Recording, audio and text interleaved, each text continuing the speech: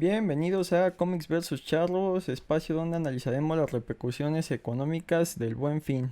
O no, yo creo que no, espacio donde hablaremos de cómics, videojuegos, películas y todo lo relacionado a la cultura popular. Y si queda tiempo hablaremos de charrería, yo soy Jim.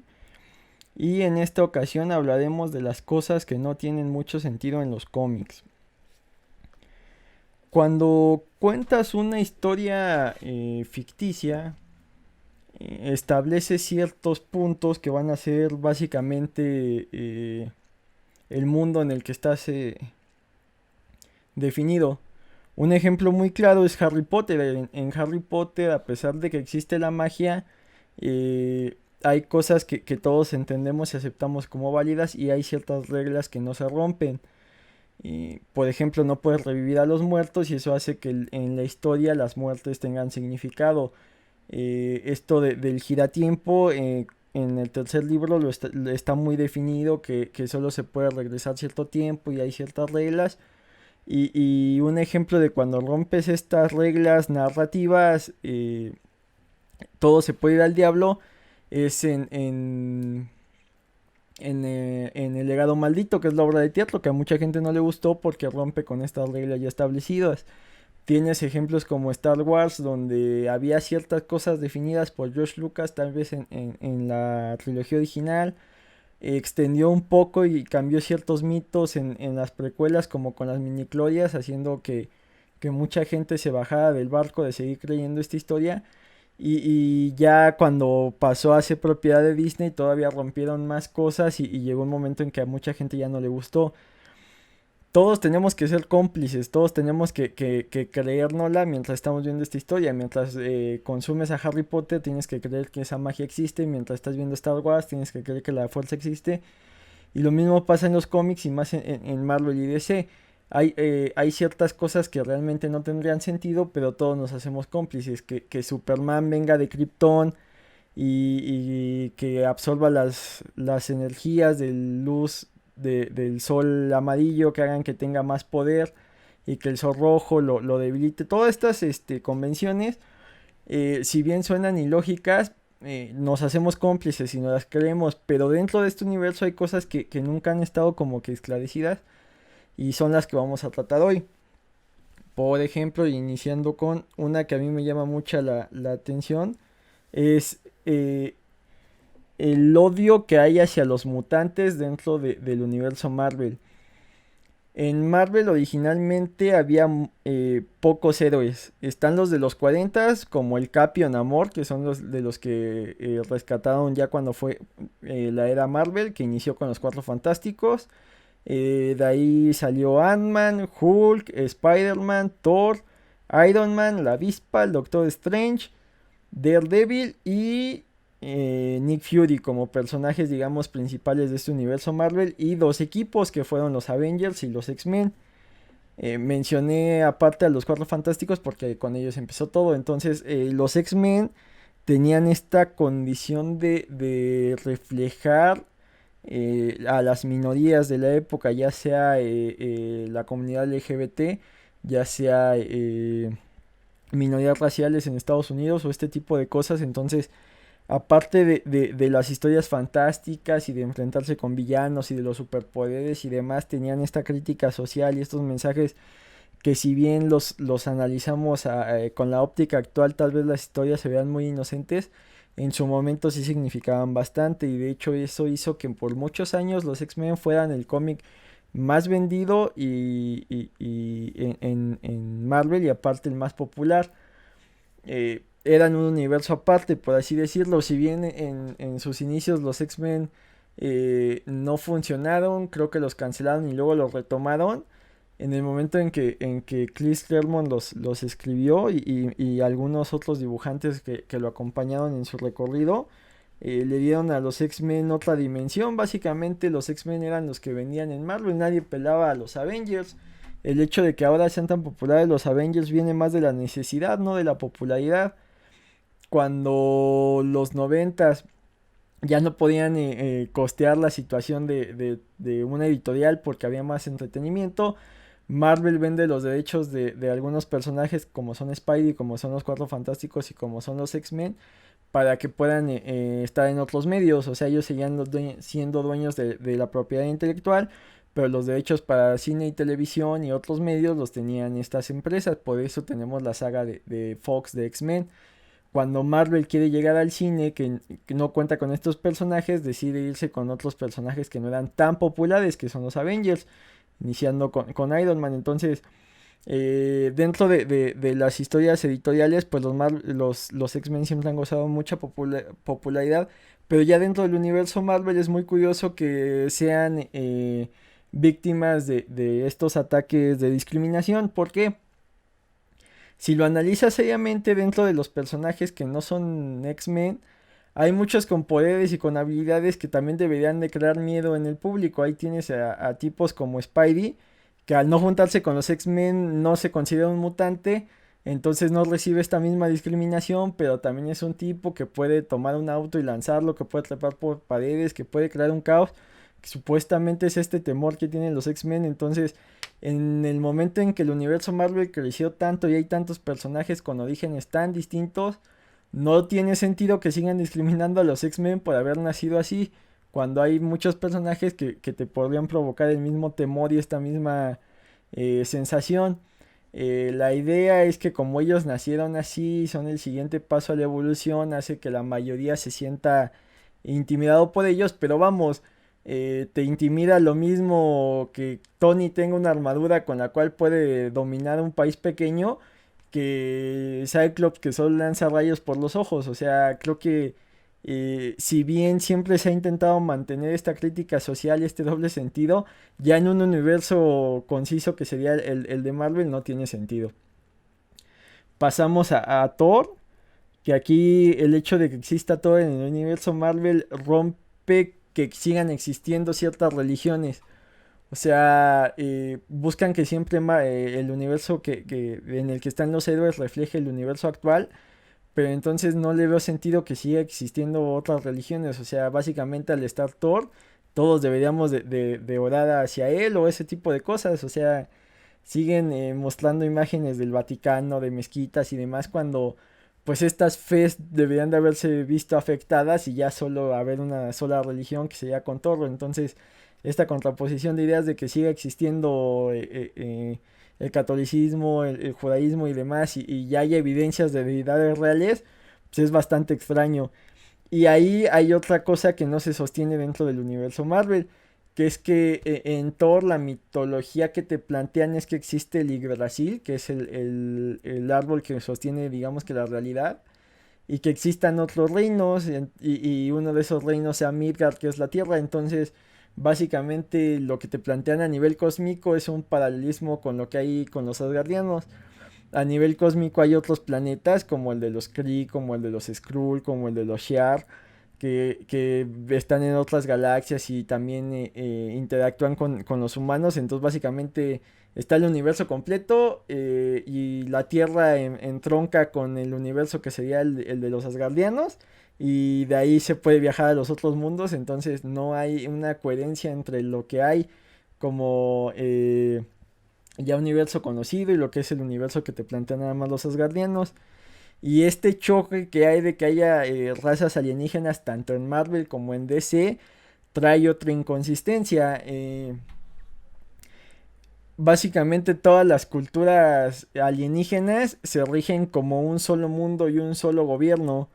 ¿Por qué? Porque al estar interactuando con otros planetas tienen que mostrar un frente común. Entonces dentro de Marvel y DC ya no deberían de existir países ni divisiones. Básicamente todos deberíamos de ser parte de un gobierno mundial que busca alcanzar lo máximo tanto tecnológicamente, militarmente, socialmente, para poder defendernos ante amenazas como los Kree, como los Skrull. Aquí supuestamente te dicen que tecnológicamente los humanos estamos muy retrasados y por eso no vienen otras razas y por eso no están interesadas en la Tierra. Pero vamos, eh, tienes tipos como los Guardianes de la Galaxia que tienen mucha relación con la Tierra, tienen un humano allá. Tienes tipos como Red Richards y Tony Stark que crean tecnología muy avanzada, y en DC tienes tipos como los linternas que andan en el espacio, tipos como Lex Luthor, las mismas industrias Wayne, o sea, ya no hay una justificación que ese mundo, que si bien busca reflejar el mundo actual, ya no esté a la par de mundos más avanzados y estemos digamos, consejos galácticos y ese tipo de cosas. O sea, la Tierra está considerada como un grupo de cavernícolas que nunca ha avanzado cuando siempre está en el centro de todos estos eventos cósmicos y más por la cantidad de superhéroes y personajes con poderes que hay. Entonces es curioso cómo se busca seguir reflejando la actualidad, pero choca con este universo que ya está construido. Y a la vez esto de la tecnología también choca, o sea, hay lugares tecnológicamente muy avanzados, por ejemplo, Wakanda, pero solo es ese lugar. Cuando tipos como Tony Stark desarrollan tecnología tan avanzada, pues ya todo el mundo debería de ir a esa velocidad. En algún cómic, en el de Spider-Man a través de los años, Peter le reclama a Reed que no utilice sus conocimientos. Por ejemplo, los trajes de los Cuatro Fantásticos están hechos de moléculas inestables. Por eso el de la antorcha no se prende. Por eso el de la mujer invisible también se hace invisible. Se supone que no necesitas lavarlos y que es muy difícil que se rompan. Entonces Peter le reclama por qué no vende dicha tecnología. Y según él, es porque mucha gente depende de la industria textil. Entonces en el momento de soltar esa tecnología, pues ya afectarías la economía y provocarías ahí cierto desbalance y cierto desastre. Pero eso está curioso porque no es la única pieza tecnológica que tienen. Entonces es curioso que ese mundo que se supone que está lleno de tipos muy inteligentes siga teniendo tecnología paralela a la actual. Es una contraposición ahí que no tiene sentido. Y hablando de tipos que tienen tecnología y siguen en la pobreza, pues tenemos a Peter Parker. Muchas de las quejas que hay de Spider-Man y de su mito es que siga siendo un tipo pobre. Porque, vamos, Peter, por lo general, cuando se enfrenta con distintos villanos, genera piezas de tecnología que bien podría patentar y usar para otras cosas. Dentro de lo que escribió Dan Slott de Spider-Man, si hace esto Spidey un poco de vender esta tecnología cuando él trabaja para los laboratorios Horizon y ya lo explotan un poco más en su periodo de Spider-Man cuando tiene su propia empresa que es Industrias Parker. Entonces esta necesidad y lo que hemos mencionado en episodios anteriores de la ilusión del cambio y de que los personajes que conocimos en su creación no cambien tanto, o sea, cambien lo suficiente para que el lector sienta que hay una evolución, pero no tanto para que cualquier lector que llegue se siga identificando con el personaje que ya conoce. Pues a Peter lo afectas en esta contradicción de que siga siendo pobre a pesar de ser un tipo tan listo. O sea, el peso que le cargan a esto son sus culpas y que siempre tenga que ser Spider-Man y que siempre tenga que estar al pendiente de todas las situaciones y de ayudar y el sentir que si no está en cada amenaza o en cada accidente que se presenta y se pierda una vida sea su culpa, pues también es una exageración porque podría hacer las cosas de manera más eficiente. De esto se burlan mucho en su periodo de Spider-Man, donde Otto, cuando es Spidey, no va a cada amenaza que se encuentre. Él tiene una red de comunicación donde si escucha que hay un incendio, lo que hace es notificar a la estación de bomberos más cercana y atender la situación de la manera más óptima posible. Inclusive empieza a juntar secuaces, por decirlo así, pero están al servicio de Spidey. Entonces estas ideas de que el héroe tiene que ir a cada situación también es raro, o sea, no tiene mucho sentido, deberían de buscar una forma de ser más óptimos y de realmente estar en las situaciones donde sean más necesarios. Y si nos vamos al otro espectro de héroes que caen en cosas ridículas, pues tienes el ejemplo de Batman. Esta necesidad de Batman de que toda pieza de tecnología y todo instrumento tenga su logo, a mí se me hace muy gracioso. Entiendo que visualmente se ve genial que el Batimóvil tenga los logos, que los Batarangs, que los cuales según yo no son muy aerodinámicos, entonces no tiene sentido que tengan esta forma para usarlos como armas. Todas estas cosas, el mismo Robin tiene muchas cosas con sus logos. Es curioso porque obedece más a la parte visual y a la parte de diseño y a la parte de marca. Pero si Bruce Wayne está enfocado en que nadie sufra lo que él sufrió después del Callejón del Crimen, no entiendo por qué gasta recursos, tiempo, dinero y diseño en no hacer las cosas más óptimas y buscar que todo tenga su logo. O sea, eso es... Se rompe con la idea de Batman y creo que se burlan un poco en Batman Lego, ¿no? Que Batman es tan bueno como todo el diseño y toda la idea que trae detrás, no tanto ya lo serio y lo de enfrentar al crimen, sino que también tiene que hacerlo con estilo. Y aquí con Batman hay un tema que mucha gente critica y que no tiene nada de sentido, que es el eterno enfrentamiento con sus villanos. Porque dentro de Gotham, digamos que existen dos instituciones donde una vez que Batman vence al villano y la ley lo procesa, van a dar, que es el asilo Arkham para aquellos que se descubre que tienen una enfermedad mental y Blackgate, que es una prisión como tal. Siendo frascos, entonces Gotham tiene o los peores o los mejores psicólogos del mundo trabajando para estos villanos y sus abogados, o los peores abogados del mundo y los peores psicólogos del mundo. ¿Por qué? Porque en Arkham realmente nadie ha sido recuperado, ninguno ha tenido un tratamiento que los aleje de ser estos entes tan extraños y tan locos y tan malvados que son. O sea, creo que al tercer crimen del Joker, pues ya lo hubieran sentenciado a la pena de muerte, ¿no? Tipos eh, Charles Manson, Ted Bundy y demás que han demostrado ciertas psicopatías por más que han jugado la carta de necesitar atención médica, pues la justicia se ha dado cuenta que están más allá de la salvación y han sido llevados ya sea a ser encarcelados, no en instituciones psiquiátricas, sino en cárceles de máxima seguridad, por decirlo de algún modo, o han sido llevados a la pena de muerte. Entonces, esta idea de que Batman tenga a villanos tan salvajes, tan sádicos y que en lugar de estar en una cárcel de máxima seguridad y estén lo más resguardado posibles, los tengan en una institución psiquiátrica donde se ha demostrado que se escapan tiro por viaje.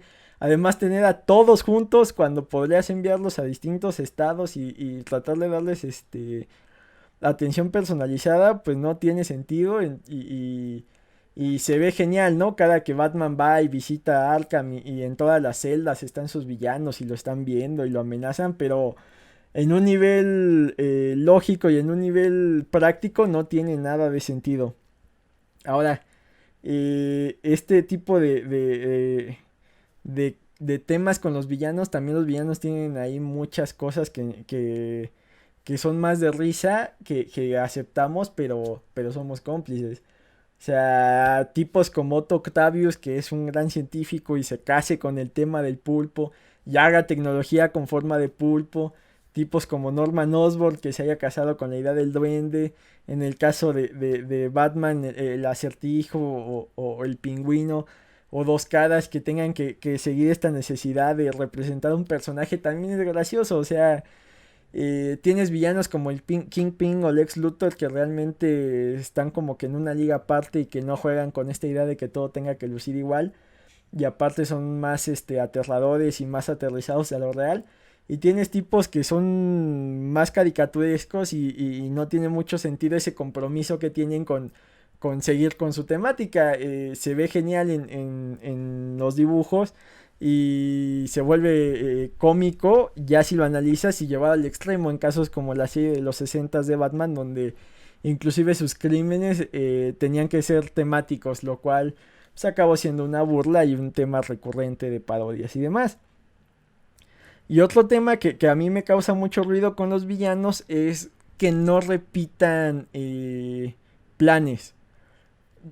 Muchas veces han estado cerca de vencer al héroe siguiendo cierto plan, pero no sé de dónde sacaron, bueno, narrativamente tiene sentido, no puedes contar otra vez la misma historia, pero ya dentro de este universo no tiene sentido que si tienes un plan que estuvo a nada de lograrlo, no lo repitas. O sea, si estuviste a nada de construir una máquina para controlar mentalmente a todos, y el héroe la logra destrozar en lugar de que la quieras reconstruir, no, ya intenté ese plan, ya no lo voy a intentar una vez más.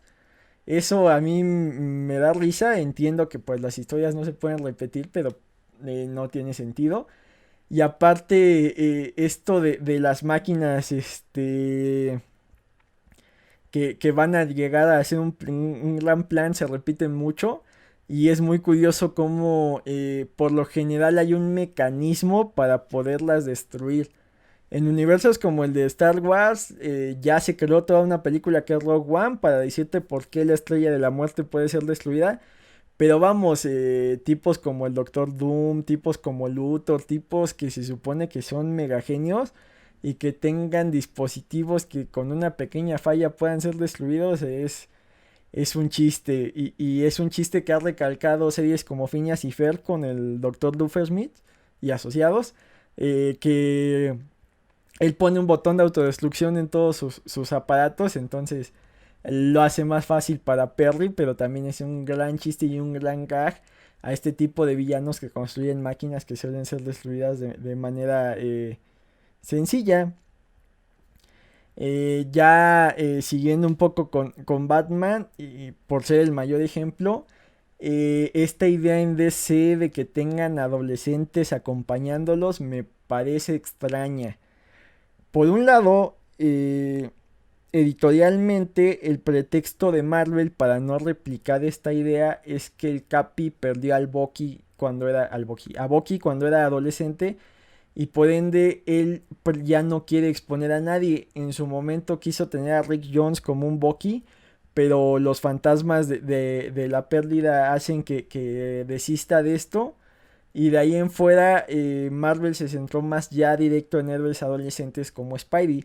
Los mismos X-Men eran muy jóvenes cuando empezaron, entonces, si bien tienen al profesor Javier como mentor, no hay una figura como Batman que tiene a Robin o como Flecha Verde que tiene a Speedy. Entonces, que en DC sí existan este tipo de personajes se me hace muy curioso.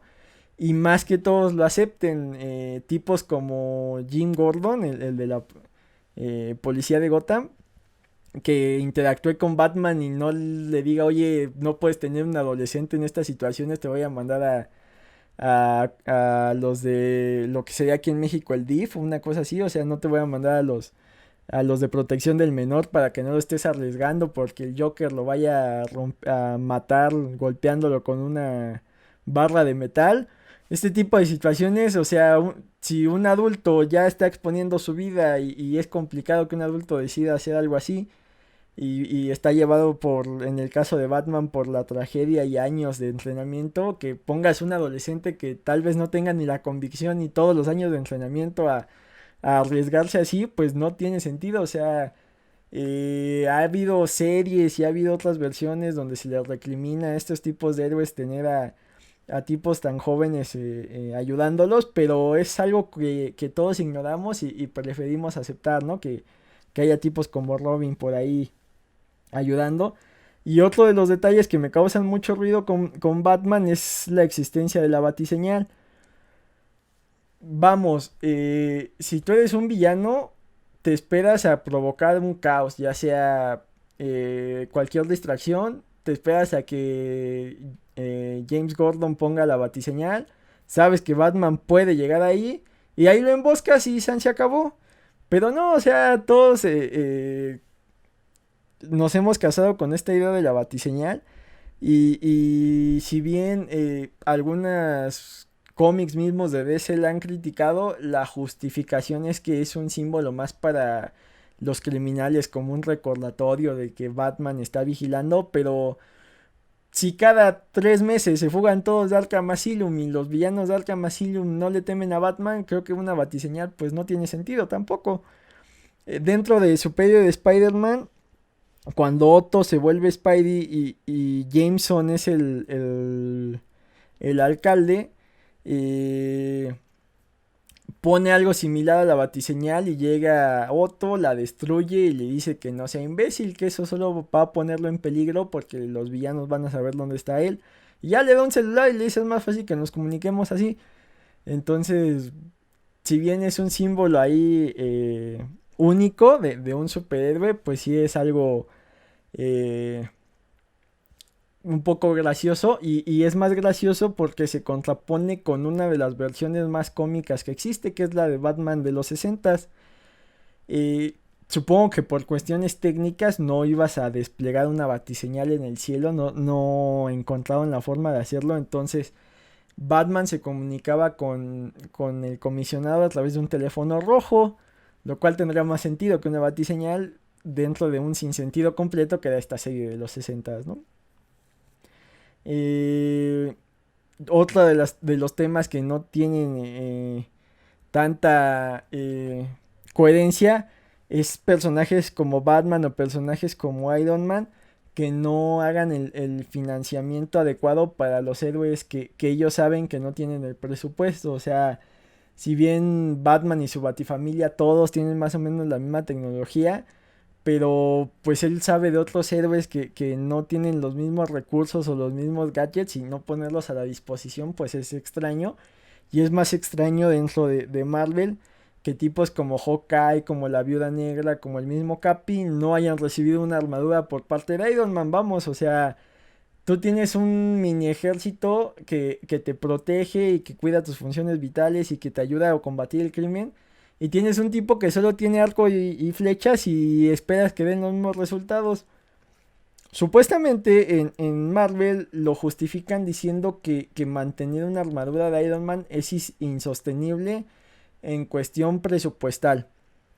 Eso tendría sentido si no hubiera cientos de diseños de armaduras de Iron Man y de ahí es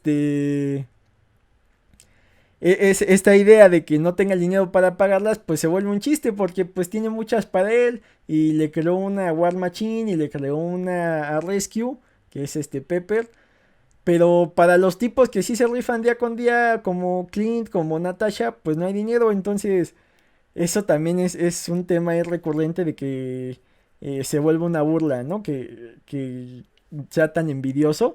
Digo, dentro de los cómics, argumentalmente, el sentido es que pues cada uno es un personaje distinto y tiene sus poderes y sus habilidades.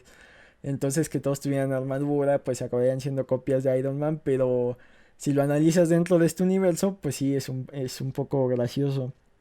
Y ya por último, el gran tema y la gran queja y la gran burla dentro de los cómics es cómo Superman mantiene su identidad secreta. La diferencia entre Superman y Clark Kent supuestamente serían solo los lentes o tal vez el peinado. Pero vamos, si yo me quito los lentes y me cambio el peinado, la gente me sigue reconociendo. Entonces se vuelve un tema ahí gracioso. Si lo investigas y lo sobreanalizas y te vas a los cómics y a las fuentes, supuestamente cuando es Clark Kent se encorva, lo que hace que haya una diferencia de estaturas entre él y Superman. Al encorvarse físicamente pues luce menos atlético. Supuestamente si te vas a todavía sobreanalizarlo más, cambia la voz cuando es Superman a cuando es Clark. Al ser una especie de periodista pueblerino retraído y agacharse y no ver como que todo el mundo a la cara, también hay una forma de diferenciarlo, lo cual es un poco sin sentido. Si te vas ya a explicaciones más elaboradas, supuestamente los lentes de Clark tienen ahí una tecnología para que la gente no lo reconozca, lo cual tendría más sentido. Y ahora si le sumas que personajes con los que interactúan ambos, como son Superman, como son Luisa Lane, como son Jimmy Olsen, no se den cuenta, también ya es como que llevarlo al absurdo. Supuestamente cuando Superman percibe que le van a tomar una foto, hace, o sea, se mueve de tal velocidad que su rostro nunca sale claro en las fotos, lo cual pues en esta época donde la tecnología nos permite que todos tengamos cámaras, pues, se vuelve casi absurdo. Entonces, Es un tema que siempre los detractores de los cómics van a traer, pero es un tema y es un ejemplo de lo cual planteaba al principio que todos tenemos que ser cómplices, o sea, todos nos creemos esa mentira y de ahí empezamos a construir y creo que se vale. Son personajes que llevan aproximadamente 50, 60 años, 70 años existiendo, entonces es obvio que va a haber ahí ciertas cosas que no tengan sentido, pero es curioso recalcarlas. Ahora podremos hablar de las cosas que no tienen sentido dentro de la charrería, pero creo que para eso ya no hay tiempo, así que no lo haremos hoy, tal vez mañana o tal vez no. Muchas gracias por escucharnos. Búsquenos en las plataformas de audio como Spotify, Google Podcast, Anchor. Gracias si nos ven en YouTube, compartan, suscríbanse, busquen los grupos de Facebook, la página de Facebook, síganme en Twitter y ya saben todo lo demás. Gracias, cuídense, bye.